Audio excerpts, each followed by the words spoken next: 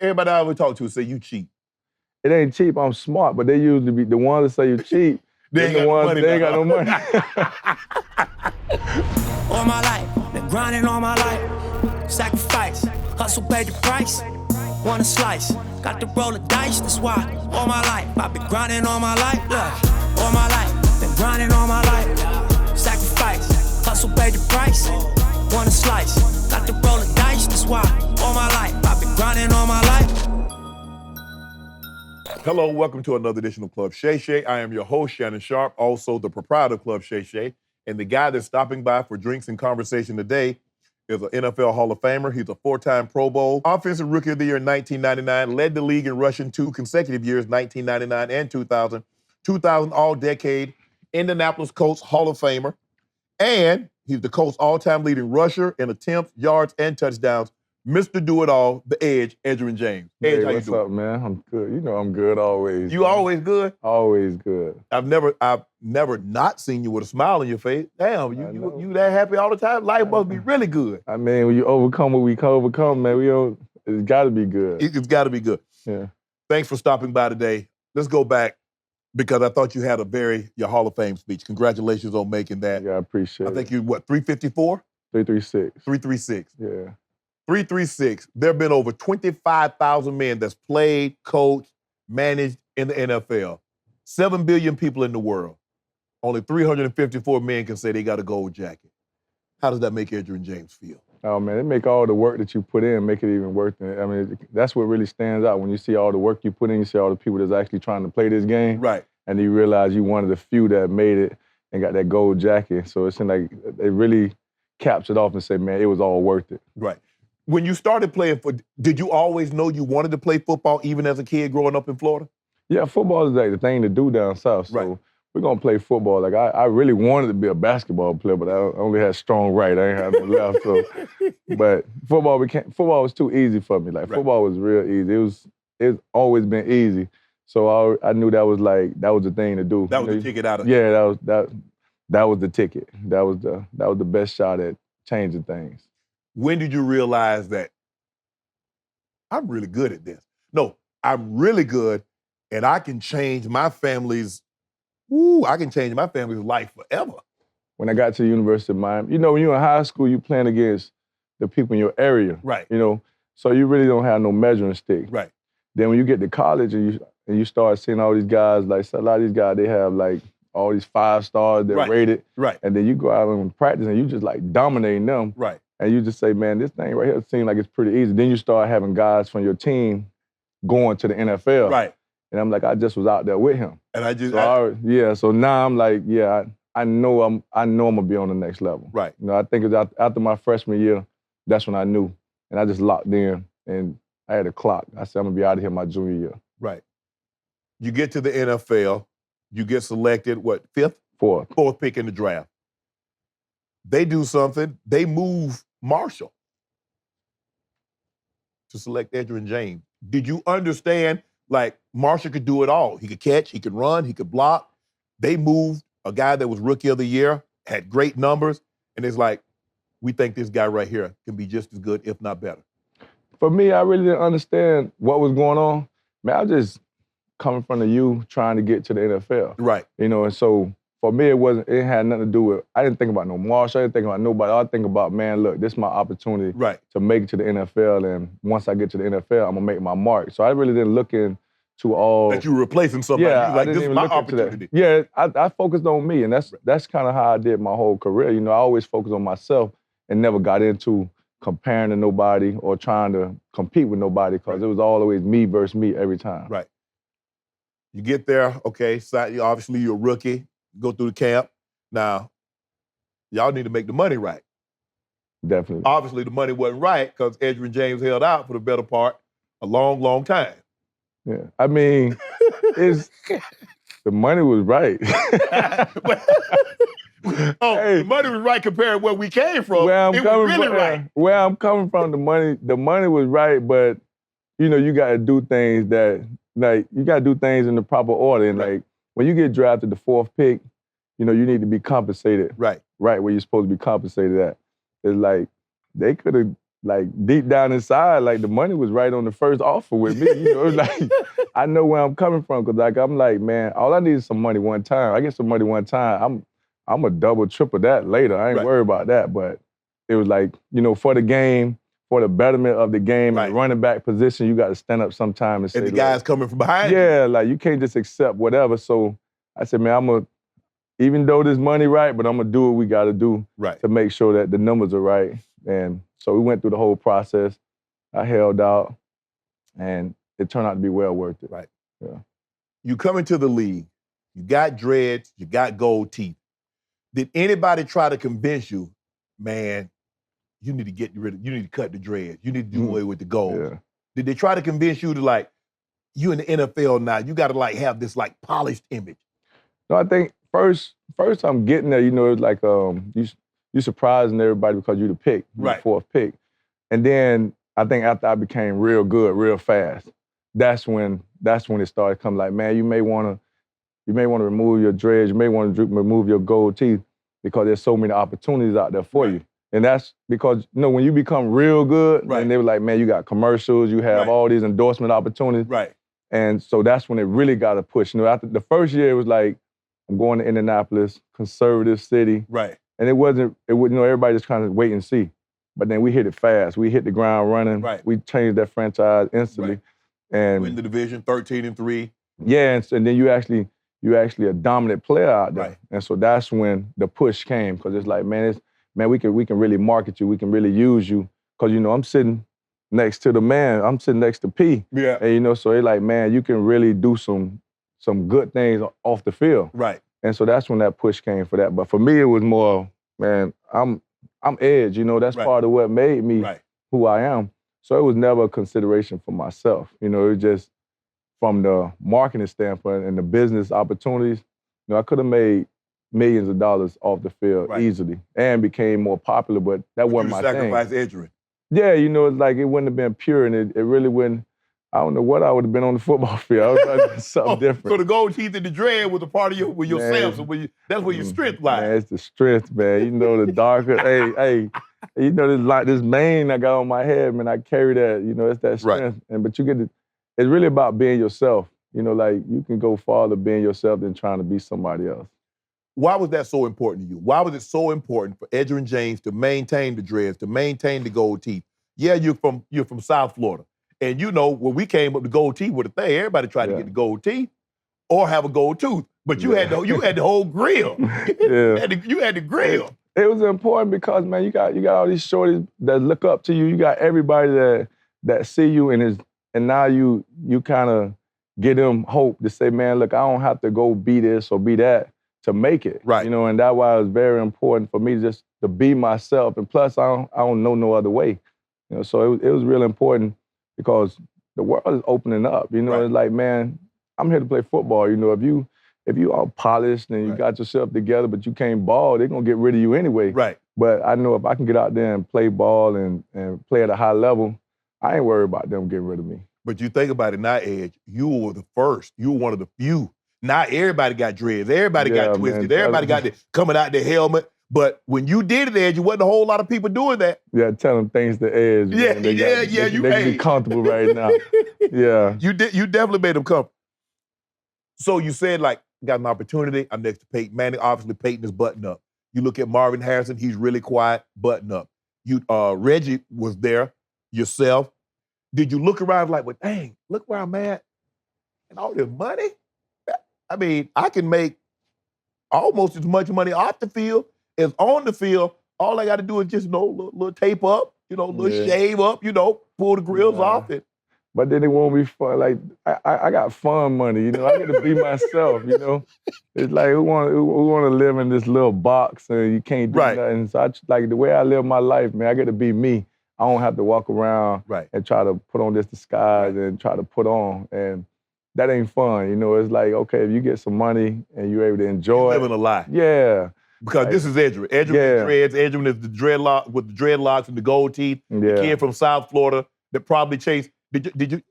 You from Miami, right? No, Markley. It's an hour west of Miami, but Pahokee is with it. I know you're Oh, yeah, I know about Pahokee. Yeah, Belle Glade. We had a lot of guys that's better stay from Belle Glade. Yeah. With the, Glade we grew up Central. we grew up an hour west of Miami. Pahokee. Ricky Jack from Pahokee, ain't he? Yeah, and Quan Bold and all that. Okay. That's their area. But they did their thing. They brought some players up out of there too. Right. When you're a little kid, you're playing with your cousins, you're playing with your homeboys, y'all playing football. What was it like for you growing up then? Obviously, you didn't have a whole lot, but you had the love of your family. You had people around you that loved you. What was it like for you as a child growing up? Nah, it was normal. Like, it was normal. You don't realize things aren't normal till you step outside of your space, you know? Because everybody living just like me. Yeah, it wasn't no big deal. You know, you don't even realize it's so much more to offer. The world got so much more to offer. Right. Until you remove yourself from that space. And then but then the beauty of it is I got a great appreciation for things. And that's why, like, every day I'm having a good day. I'm always in a good space because I know where I'm coming from. A lot of people, they don't really understand what it's like to make it out of certain situations. Right. So, and I think all our lives kind of run parallel, especially like the athlete. You look at the ones that's dominant, they always got a story. Yeah. You know, they always got something to make them dig deep. Yeah, you had to overcome something. Yeah, everybody. I mean, every champion got to overcome something, or it ain't even fun. You know, that's when it's worth it. Mentioned, I'm reading your bio, said you harvested watermelons in Georgia. Yeah, we just had to go do that.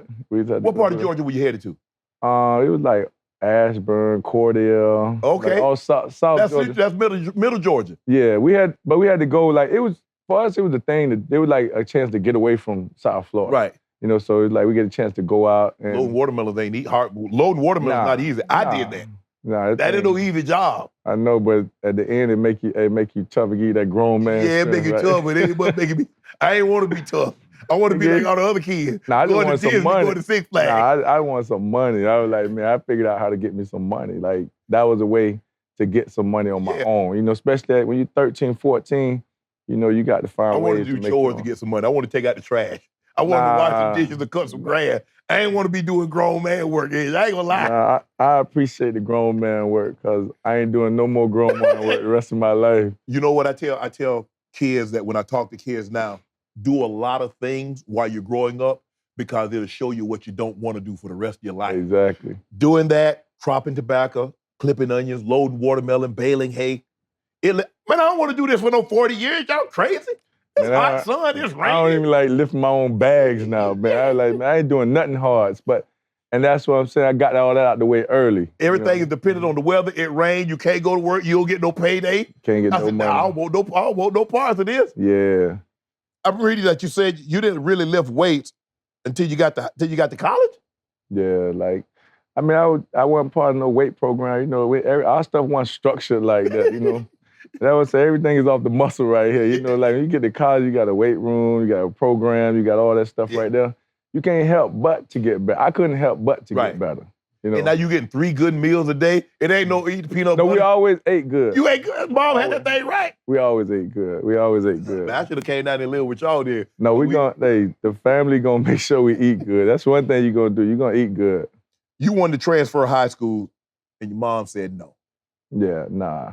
See, like it's like we don't need to go somewhere else to kind of get an advantage. You know what I'm saying? Like the game of football is, if you good, you good. Right. You know. Yes. And a lot of people don't realize the team needs you more than you realize it. Right. You know, and if you're really good, you can help this team. They coming to get you. So that's one thing that my mom made sure, like, we're gonna stay right here. We're gonna rock out right here. Right. And if they come for you, they come for you. And that's what the University of Miami did. Your mom was a cafeteria worker, made $17,000 a year. How did you see what she's going through to try to provide for you and your family? What kind of fire did that light inside of you? It's like, man, look at what my mom's going through. My mom shouldn't have to work this hard. I got to get up out of here. I mean, when you see an opportunity, you're like, okay, yeah, you want to be the one that saved the day, you know, and like you want to be the one that say, okay, like a lot of times everybody be talking about what they'll do for their mom and what they'll do, but they run out here going to jail, they're going out getting in trouble. It's like, nah, it's like you're gonna represent for your mom, you gotta make sure you staying out of trouble. Correct. You make sure you retire her, you make sure you take care of her, you make sure that when she walk in the room and her son, his name is brought, she light up. Right. You know what I'm saying? Like, yeah, this my child. You don't want to be where your mom always going worried about you. Yeah. No, they gotta go to the prison to see you. Like every time you go to the prison, you gotta go see. You see a bunch of moms in there. Right. It's like everybody talking about what they'll do for their mama. Like, nah, I'm really about that. You know, I'm really about taking care of my mom. And I really dedicated myself to doing that. And I made sure that I said, man, look, I'm gonna go do everything I can do. Make sure this lady don't have to work, don't have to do nothing the rest of her life. And I've been upholding my end of the bargain, you know, but it all came from the beginning. When you sit up there and you make that commitment and you say, man, I'm not about to be out here getting in trouble. You know, have my mom worried. Yeah, that's really embarrassing your mom. But like a lot of times we seeing everybody like, man, I'll die for my mom. You embarrassing. You killing her. You killing her right now with the way, with your actions, you know? Right. And so for me, it was always important to say, okay, look, if I got an opportunity to do something, let me make the most out of it. And that's why with football, you know, that was my opportunity. Going into your senior year, you was like, okay, this is my opportunity to shine. Did you always want to go to the University of Miami, or was it about getting a scholarship and getting one step closer to doing what you had said, retiring my mom, taking care of my mom, making sure my mom, hey, mom, you ain't got to do nothing else. You got a son that's going to take care of this thing. We straight now. University of Miami always top dog, #1 school, like especially South Florida. You know, the University of Miami was always the #1 choice. You know, the only thing that made me even look into other situations because the University of Miami was coming up with sanctions. They had these sanctions. They was about to go on probation. Right. So we had to look into all those factors, you know, to see, okay, are they going to do something with the program? Is it going to be restricted? You know, once we got the information, that's a no-brainer. Like I think that's the best school in the world, you know, because it provides everything. You know, it provides it's the total package. You know, like I'm not built for no college town. You know, I want to be where the action. You know? I gotta be where it's at. So Alabama and LSU, that was gonna cut it for you, huh? Nah, they just drink beer and wrestle and play video games. I'm like, man, I ain't got time for all that, man. You know, like we at the U, man. We really doing our thing. Well, if you go to the U, obviously Trick Daddy and Uncle Luke. Automatically. Yeah, I mean, there ain't no way around it. Automatically, but I'm saying that's the thing. We got our own everything. You know, we got our own rappers. We got our own everything. But it's a small school. But it's the hunger and the things that you get from coming from that place. You know, it's like, man, it's something you can't really describe. That's why you see it. And any team you've been on with somebody from the U, you go in that locker room, you're gonna know that they're a little bit different. Yeah, you know? man. They're always different. Man, I played with Porters. Man, Pope. Man, Pope was, I don't know why Pope just won't do it. Man, I would see, you should have been around Pope a lot longer. That Pope would have done right. Because Pope wouldn't do right for nothing. He gonna get it together, man. That's my boy, man. He gonna get it right. I told Pope, I said, Pope, you don't realize how special you are. Man, I know I'm gonna do. No, you're not gonna do right. Bro, I just saw you leave the hotel last night before the game. Now you gonna tell me you gonna do right. But that's my boy. I love that dude. I love that dude. Yeah, man. Good dude, man. Like, that's my boy, man. What was it like hanging out with Trick and Luke? Like we all like Trick, we all around the same age. Right. So we kind of grew together. Right. And like we grew together. You know, Uncle Luke, he's a little bit older. He always been the mentor. Yeah, Luke was like that uncle. Yeah. But the thing about it is that, like, when you balling and you kind of enjoying each other's success, the game over, you know, I'm jumping in the car with Trick Daddy, we going to do what we do, you know, like. And then you got Uncle Luke. Uncle Luke always that guiding force for you. Yeah. You know? He like, it ain't like they're gonna have you out here going for bad or doing something bad, but you're gonna have fun, but at the same time, we understand, like, look, man, Uncle Luke do so much in the community and so much with the kids. Right. And you understand, like, okay, it's important to go out here, ball out, but stick your face back in the community. Right. Still be active, still be around to show these young kids, like, look, man, you can actually do it too. Right. And so he has a great balance with that. And that's one thing that we've always kind of did. We always had good balance. You know, we're gonna have fun. Right. Now, that we definitely gonna have fun, but it's gonna be the right way. When you finally you get drafted by the Colts, 4th overall, you hold out, but you finally get the payday.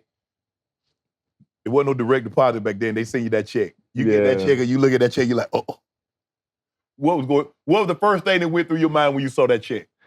For me, first of all, you go, and I only looked at the check for like 3-4 seconds because man, I was like, I had to secure the bag, you know what I'm saying? Like, it was secure, so it wasn't, it's like, man, okay, yeah, I got this part right here. So I just glanced at it and I handed it, but I wanted to go to practice. You know, it was like, I wanted to get out there and show you, like, man, like. Why you gave me this money? Yeah, like, no, like, I'm for real, I'm really that deal. Right. Like, it's like, because you're going through the thing where you're getting questioned, like, they're like, why they got this guy and we don't really know this guy. Right. And so a lot of people questioning the draft. And so for me, it was just like, man, I can't wait to get out here and just show them what I'm capable of doing. So when I get the check, I hand it to our people and I said, man, I'm ready to go. I just get right to practice. Okay, you had it to him. You said, okay, let's go to practice. Man, Let me look at that check one more time. Let me look at it one more time. Listen, hey. Man, look at all this guys. Oh, these zeros. That's mine. I ain't got to worry about that, man. I'm going to get the other stuff now, like. That's already mine. You try to get another bag now. So I already got this bag. Yeah, that was secured. Like, right. Man, I don't look at nothing old, man. Like, that's there, but now I'm trying to get out here so I can go out there and represent and show you, like, man, y'all gonna see that the Edge the real deal, you know? And it didn't take long for that to happen. What was the first thing that you bought? Man, I don't even know, man. I still, my did first you splurge? year. Did you splurge on anything? You ain't get no rolling. You ain't get no dome. Nah. You ain't get no bins. You ain't buy nothing. Nah, I don't know. I really, man, I take care of my family. I make sure my mom was straight. But I ain't. My first year, I still lived in my college. Still in my college apartment with a roommate. Cause I wasn't even tripping. My thing was just to get some money. You know, that's the main thing. Hey, yeah, everybody I ever talk to say you cheap. It ain't cheap. I'm smart, but they usually be the ones that say you cheap. They ain't got no money. Hey, they be like, it's like I ain't never asked nobody for nothing. Right. My kids ain't never asked nobody for nothing. All our stuff nice. I got all the nice things that everybody else got. I just do mine a different way. Right. I got the Rolls Royce, got the Bentley, got the boat, got a bunch of properties, but I just do it different. Right. You know, it's like they think it's cool to go out and spend $30,000 at a club. And strip. Come on, man, for real. Yeah, but I'm cheap because I won't go spend $30,000. Like, I'm cheap too. Yeah, like, nah. You know I what? make it hell though for them. You know, I got a couple of coins. I can't make it rain like they do. Nah, I'm not gonna tell them to stop doing it because what I did, I entered the club business. So come on with that 30,000. Come on with that same 30,000. Keep that same intensity. Show me you ain't cheap. That I want to see. Show me you ain't cheap. I don't want to hear that. Hey, can you cut the price? No, I'm the cheap one. Remember? Man, I'm looking at you. Like, hold on. Your first signing bonus, you bought 2 rundown buildings in a drug area in Immokalee, and turned them into summer gatherings for local kids. Then you had a fun house, big screen, video games, pool table, cards, kitchen. Made you do that? I mean, it's appropriate. You know, them things you're supposed to do. You know, it's like that's your way of really giving back and helping and showing. You know, you can help a lot of people by making one move. Right. One move can change the structure of so many other kids' life. Like right now, from Immokalee, we got 4 guys that's in the NFL right now. And those same 4 guys used to come to that same building that we opened up and that we had around there. And it was actually pretty cool to actually see that. You know, they was a part of it. And then you're showing them what they could do. You're showing them like, look, man, when it's your turn, make sure you follow suit. Come back. Yeah. Yeah.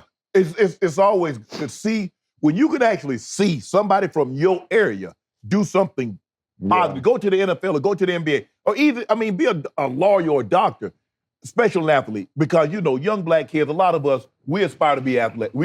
That's how we see our ticket out. And to see Edgerrin James, hold on, he from here? Well, he got out, I can get out. Because that's how I looked at my brother. Exactly. My brother went to college. Well, I played with him. I beat him sometimes one-on-one. I can go to college. Exactly. He went to the NFL. Hold up, he went. He ate the same food I ate. He got rained on in the same house I did. I can go to the NFL too. Exactly. And but that's what it's about.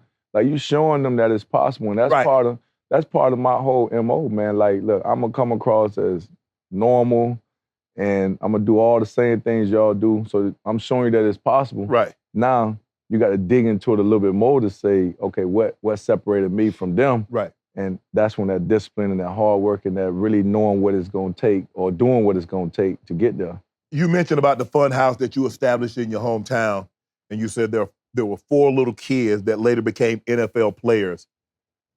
You know who they are? There you got Deidre Sanat, you got Mackenzie Alexander, Mm-hmm. you got Ernest Johnson that played for the Cleveland Browns, Uh-huh. and then you got the Pro Bowler, JC, that played for New England Patriots. You know, and all 4 of those kids, they used to be around. They all out of Markley, and that's what it's about. You know, Right. the bird to have kids that's in the community that actually see you do what you do, and they follow in those footsteps. So they refer to you as Uncle.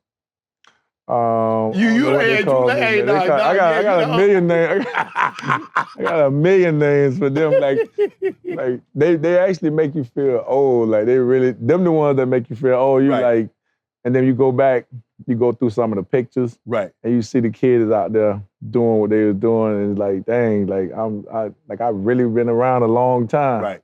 And like to see JC go to the Pro Bowl, you know, like you're like, man, I watched this kid from birth. Right. You know, but it's a good feeling to know that you got people coming from your area that you inspired. Your rookie season, 1,553 yards, rookie of the year. Next year, you followed it up with over 1,700 yards, another All-Pro. You get off to the start that you got off, you're like, were you thinking, damn, this easy, man, it might be easier than you.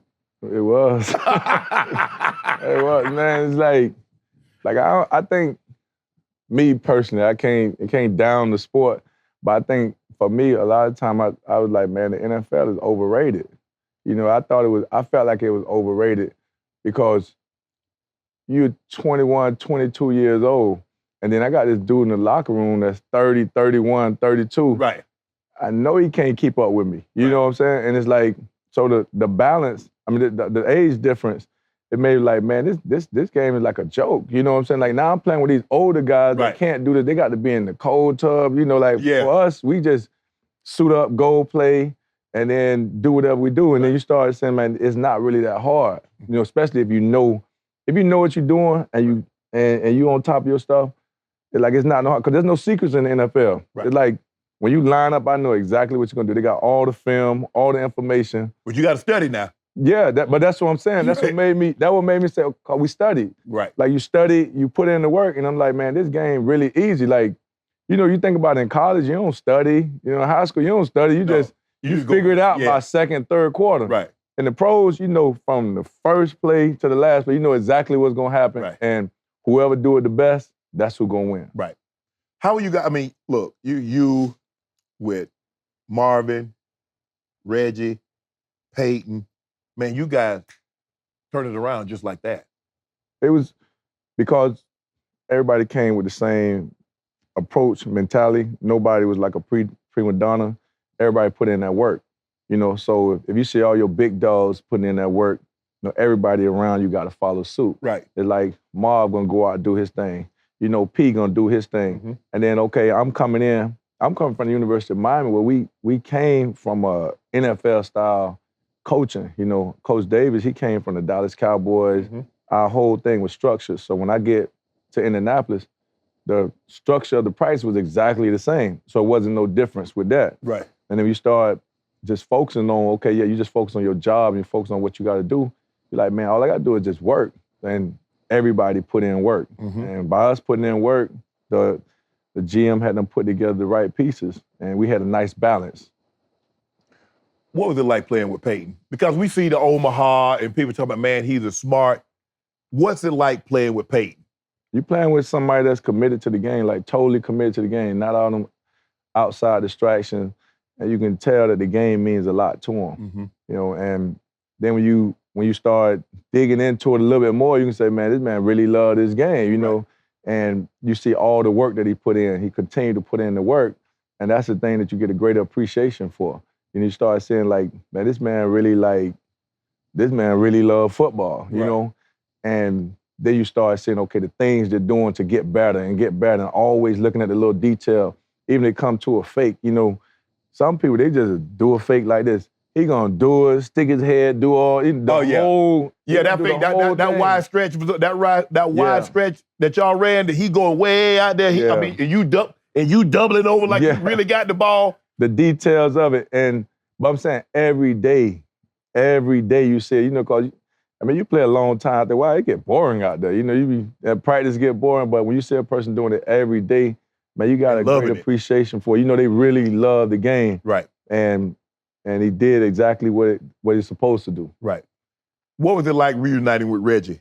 Because Kane, that's what I can honestly say this. You guys, if you from the U, whether you graduated from you in 1983 or you graduated from you in 2013, we together. Man, I ain't never seen nobody ride like y'all do. Y'all rap, man, that y'all down. Yeah, we down with each other. So with Reggie, I kind of got a little insight that we were going to be drafting Reggie. I thought it was going to be Reggie or Santana's, and I had to give him the heads up.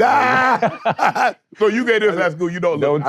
Don't tell me nothing about one of my boys and tell me to keep a secret. I'm letting you know, like, hey, he gonna know, but he know to act like he don't know. Right. But when he got the phone call, it was like, man, dang, we back together again. Right. We back, and I know what I'm gonna get from Reggie. And with Reggie was a dog from the first time we met. Mm-hmm. And I actually talk about that in my book, because Reggie, the first time me and Reggie, our first encounter, kind of hit it off at the U. Right. And from then on, I'm like, yeah, he one of us right there, man. That boy right there, he got it.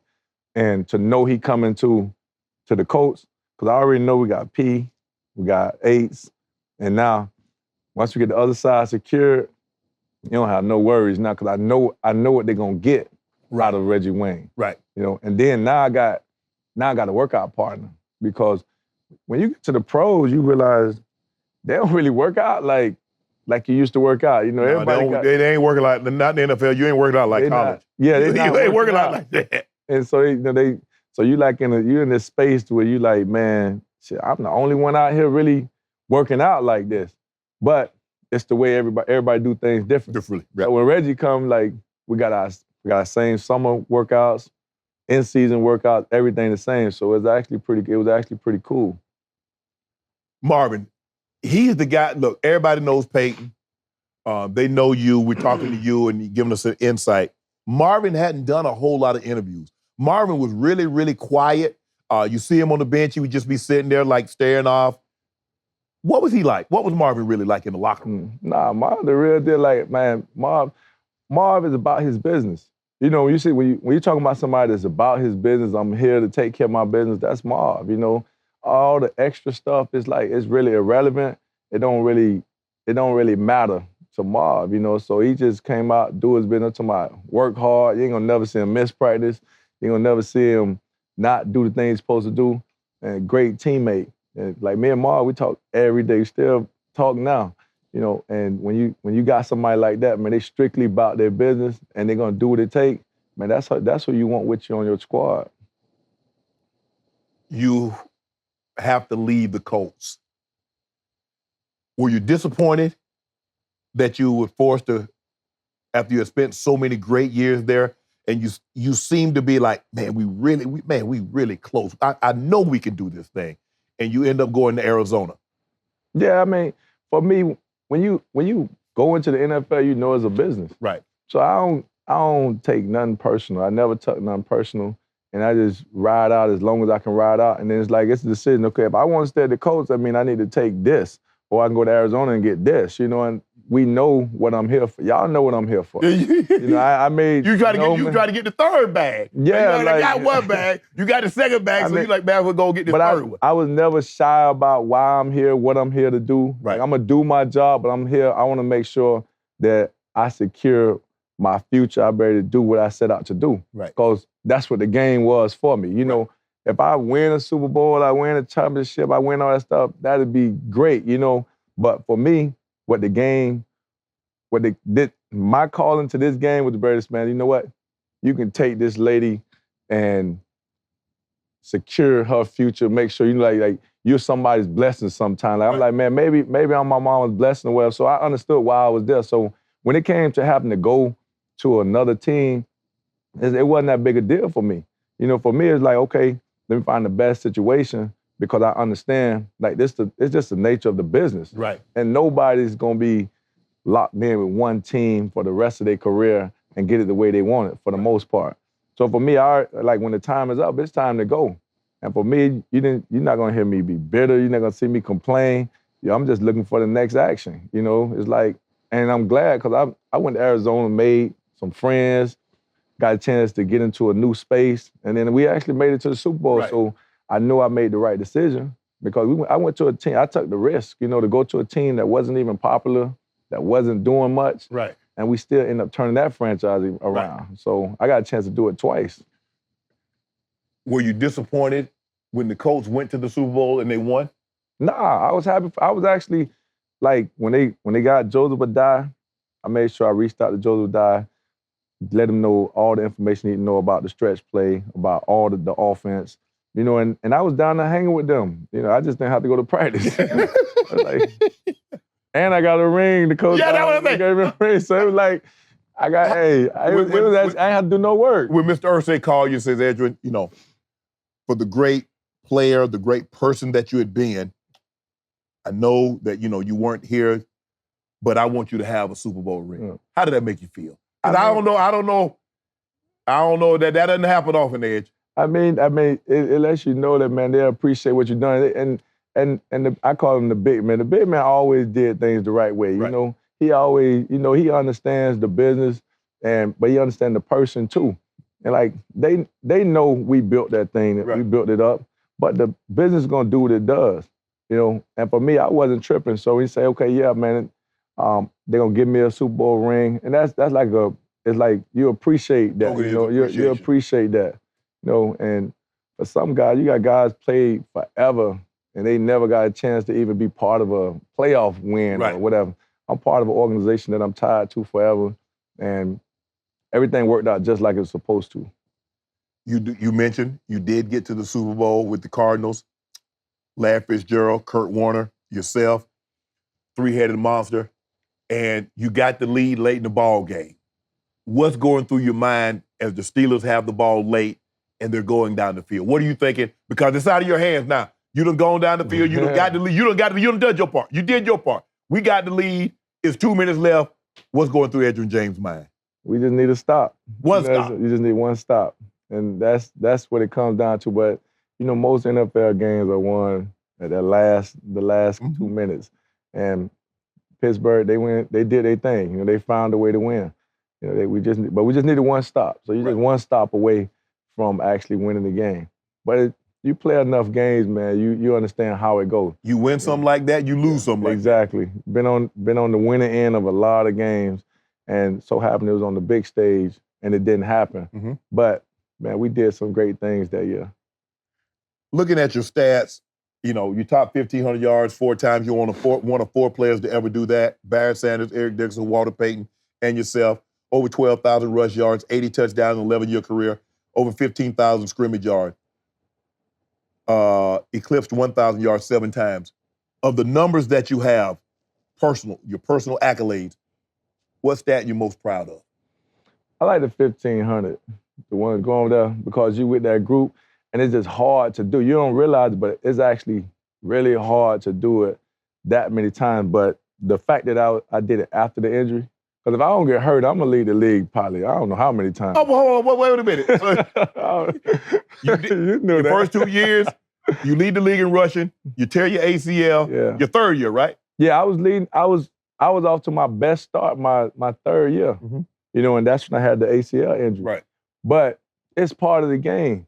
You know, so you don't really trip on that. Like that's what really. How did that injury change you? It changed my game. You know, it changed my game. It made me get a greater appreciation for the game, because before I ain't really trip on football. I just go out and play. Right. It was too easy. It was way too easy. If you work out, you train, you study, you go play. You're gonna have success, and that's the way I always looked at it. But then when you get hurt, now you can't do the things that you normally do. And so now you got to get a little more grimy. You got to get into your studies. I need to know a little bit more about what the defense is about to do. I need a little bit more of an edge. Right. Because once you get hurt, you need to know more. Right. And so it turned me into a better student. And to run for 1,500 after that twice, that right there was a big deal. I think that was something that, because it's hard to do. Edgerrin James is the general manager. You get to pick one back. Who you taking in today's game? In today's game, it depends on what type of offense I'm running. It depends. Because man, you got some good backs, man. But I like Dalvin Cook, man. You like Dalvin? I like Dalvin. Yeah. You taking Dalvin Cook over Jonathan Taylor? No, because I like JT. Now his style more fits yours. No. You have to remember, I watched Dalvin Cook and Pop Warner. And that's what I'm saying. So for me, I'm looking at a person from there. Right. JT, he run the ball. I love to watch JT. He's my favorite back to watch this year. I watched him and watched what he did with the Colts. But when I say, okay, like for me, I look at it from a youth perspective. I used to go out and watch this kid playing on a Pop Warner or high school level. So I like the way Cook be running. Cook, he out of nowhere, he gonna explode. Like when you watch that explosiveness. Do you believe if Derrick Henry doesn't get hurt, he's going over 2,000 again? Because he has almost 1,000 at week 8. Yeah, 17 games, he can go do more than 2,000. That boy a beast, man. That boy was killing it, man. So yeah, I think you're gonna see a lot of guys going over 2,000. I was hoping JT got the 2,000 this year. Right. He got a little late start, but he was. Yeah. What state has the best athletes? Florida, Texas, right there. California, or Georgia? You said the first one first. I gotta throw Louisiana. I gotta throw the boot up in there. Nah, it's Florida. It's Florida, man. It's Florida because we year round, and then we hard nosed. Like Florida, just hard nosed. Florida, rough, rugged, and so the best football state is Florida. Yeah. So we go Texas. You done. Cali, you done. Georgia, y'all got no chance. It stops in Florida. Like it's just Florida, man. How about this? Mount Rushmore of dread athletes. Of dread athletes. Yep. I don't know, man. Edge. Okay, Edge, you up there? I don't really. Ricky Williams. You and Ricky Ricky balled out, man. Fitzgerald got them pretty boy dreads. Yeah. You got different dreads, man. What kind of dreads you got? Like, but nah, I don't really. Because everybody rocking dreads. Right everybody. Now. You the godfather of the dreads in the NFL? Man, I need to get some kind of compensation, man. Hold on, you trying to get another bag? The opportunity out there. I just saw Justin Jefferson at the Pro Bowl with a grill. Yeah. I mean, his grill cost a grill. I think he had some diamonds on them things. He must have went to, Yeah, they doing Johnny Dang. I know, man. I gotta see how we can get on the other side of that. They want these grills. I need to be on that side too. Hold on, so you find out people want grills, you want to find out how to go and start making grills. I think you're supposed to. Ain't this how it go? I thought that's how it go. I'm surprised you didn't try to be like Elon Musk, because everybody want an electric car. Come out and start making electric cars. Man, if there's opportunity, man, we got to look into that. What is a typical day like now for Edgerrin James? It depends on what's going on. Like everything based around my kids. Okay. Like my kids, they got. You have 6. Yeah. 3 girls, 3 boys. 3 boys, 3 girls. And so right now it's basketball ranging age from 24 to 14. 14. Yeah. I had a 10-year run. You got a lot coming in 10 years. 10-year run, man. So, but no, it depends on what's going on. Like if it's something I need to go to the college, I'll show up to the college. Right. If it's a basketball game, I show up to that. And so I'm gonna make sure I do everything I gotta do for them first. And then outside that, I'm gonna do me. I could do me 1 o'clock, 2 o'clock, 3 o'clock, 5 a.m., 6 a.m., man. Like, I'm good. But no, I got a pretty good lifestyle, man. It's like kind of do what you want to do. Right. And that's why like I always say, create the life you want to live. And like that's what I did. I created this whole thing to where, I'm here early in the morning. Like I don't like to get up early in the morning because I like to be alert at night, so I can just kind of move the way I want to move. Right. Not that moving, like let my body wake me up. Right. You know, I don't like to just jump up because I have to go do something. Well, how did you do well at football? Because you know football, you got to get up early. Yeah, I know. We had to be to work at 9. We had to be to work at 9. Yeah. We had to be to work at 9. But and in college, it's earlier than that because you know you got the early morning workout, those lifting sessions, those running sessions in the off season.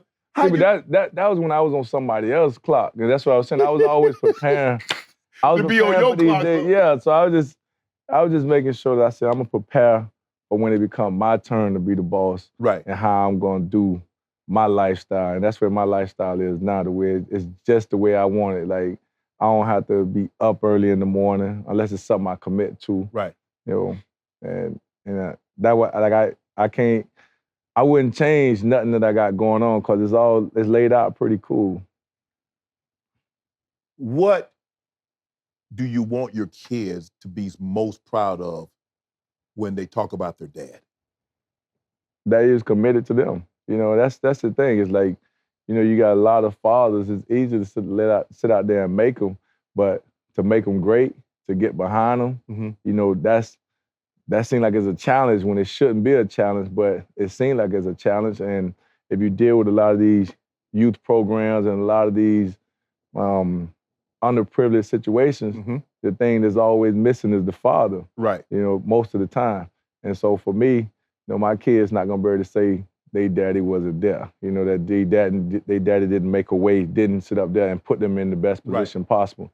Like for me, any opportunity or any situation with anything they getting involved in, you know, I'm gonna go above and beyond to make sure I position them the best I can possibly position them. And I'm gonna always be there. You know, that's the main thing. That's a very tough balance because I've told people that in order to be great, and their level of greatness, how great you want to be, you got to sacrifice a lot. Definitely. Now, you're going to miss some recitals or maybe football game or this or that because Edgerrin James wanted to be the best. Yeah. You want to secure the bag, but in order to secure the bag, you got to be the best.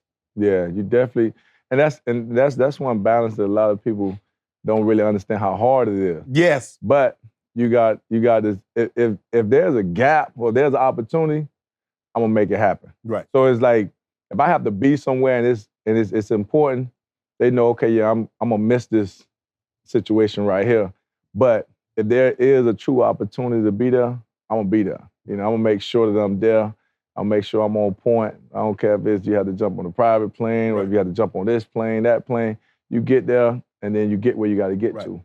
But it has to truly be something where it's like, yeah, I had a chance to be there. But I don't want to be where you can blow something off all the time. You know, in our world, we can always make an excuse. Right. We can always say, okay, oh yeah, I had to go take care of some business. Right. But it comes from within, you know, from within where you're saying, okay, yeah, I'm gonna make sure I'm there if I can really be there. Right. So if I'm not there, I couldn't be there.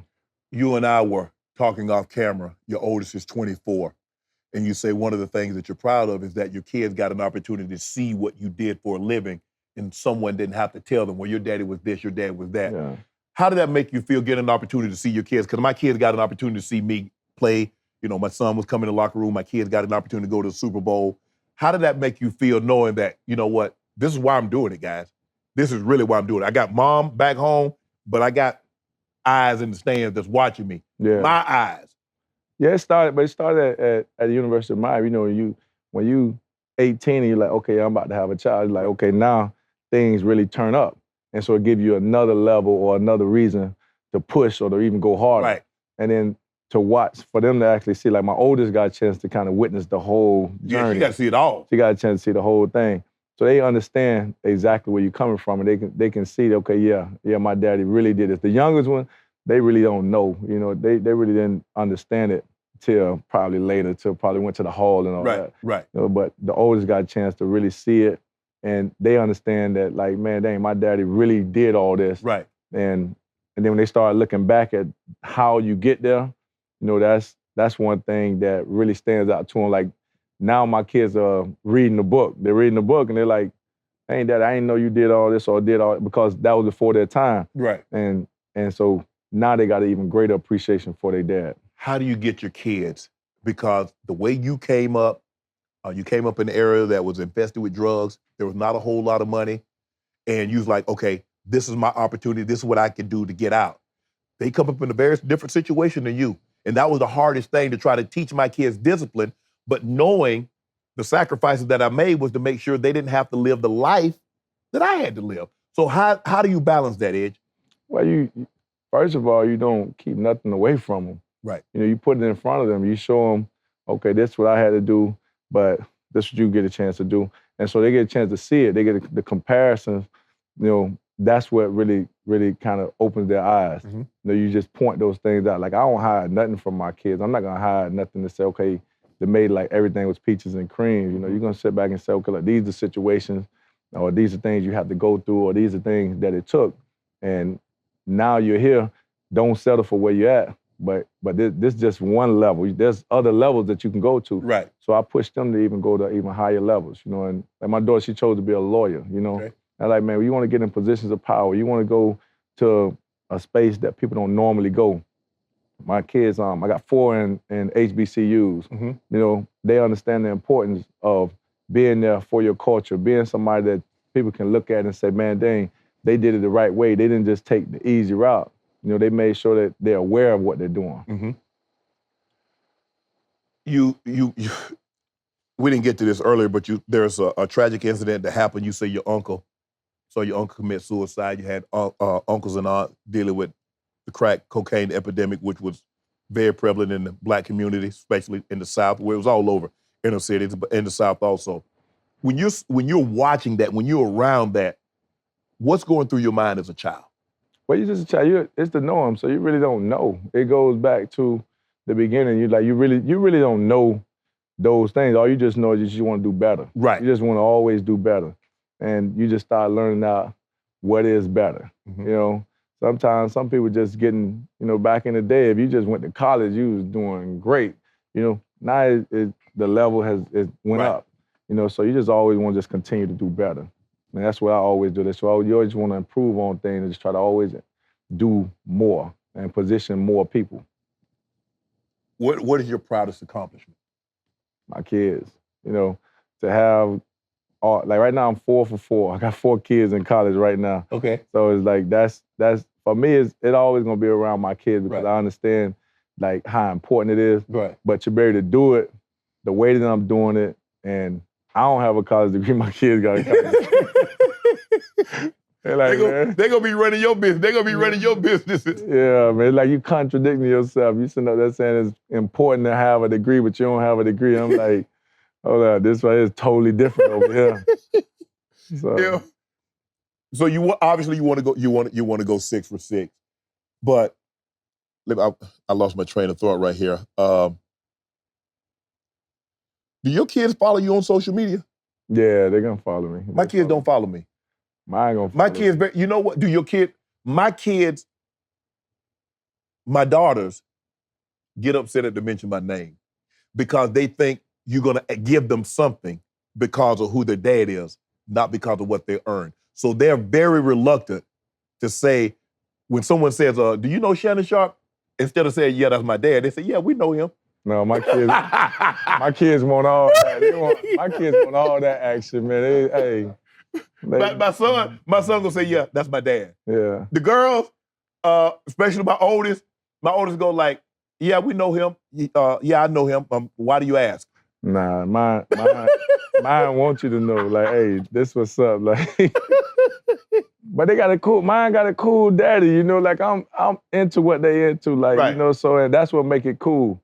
That's what make it cool. Like you get a chance to grow with them. Like I don't advise nobody to run out and have kids at an early age. But you do. Yeah. But if you do, the benefits, man, is great because like you get a chance to really kick it and grow with them. Right. That's one thing. Like we on the same level, just chopping it up. Yeah, because I'm sitting on the bed and my daughter come in and they start talking. Why we gotta have this conversation? We gotta have this conversation. Or we go out, they like, they bring the drink menu. I like to get, you drink? I'm like, hold on, wait a minute. They're like, Daddy, I'm 30. I was like, oh, okay. Because, they are age. I still look at them as kids. I don't look at them as adults. Man, over the past couple of years, I had to change my thoughts. I go Nah, we go to the club. My daughter grabs some Hennessy. I'm like, I said, what? I just bust out laughing. I'm like, you drink Hennessy? I can't even drink no Hennessy. And then the other one, she gonna take the, hey, you give her some. Bell tequila. I don't, no, they gonna pop the champagne. They gonna do it like, you gonna think my kids rappers. Like they living like that. They balling it up, huh? Man, they living like that. Like, it's like the things I won't do, they like, okay, Daddy, you don't wanna have fun with this money? I'ma do it. They gonna have fun with it. And so I enjoy, you know, so I'm gonna make sure they got everything set up so they can go out and have them a good time. Because like I'm more chill, conservative, you know. Cause I'm in this space where I'm like, man, I'm always thinking about the next move, what I gotta do. Right. With them, they like, man, you don't want to. They thinking about today. Nah, they gonna spin it. They thinking about you thinking about tomorrow. They thinking about today. They thinking later today. Right now. Right now. You talked about it a little bit. Your book. Yeah. What's the name of it? From Gold Teeth to Gold Jacket. You know, it's kind of my timeline or my storyline going from, you know, from youth all the way getting to the Hall of Fame. And I think it's something that a lot of people see themselves in this book. They'll see so many situations that they can relate to, knowing that it's not an easy path, but it's a possible path. And I try to include anything that I think was relatable or things that I think people could actually use. And I think it's a pretty dope read. I think every athlete should read it. Right. And I think anybody that, I think parents too, they can actually see themselves in a situation like that. But from Gold Teeth to Gold Jacket, you can find it on my website, www.edgerrinjames.com, or Amazon, or anywhere books are being sold. Right. You heard it here, Edgerrin James, from Gold Teeth to Gold Jacket. Bruh, I appreciate you stopping by. Really appreciate it, man. Congratulations on everything. All the best. All right, man. Thanks for having me on. All my life, been grinding all my life. Sacrifice, hustle paid the price. Want a slice, got to roll the dice, that's why. All my life, I've been grinding all my life. Look, all my life, been grinding all my life. Sacrifice, hustle paid the price. Want a slice, got to roll the dice, that's why. All my life, I've been grinding all my life.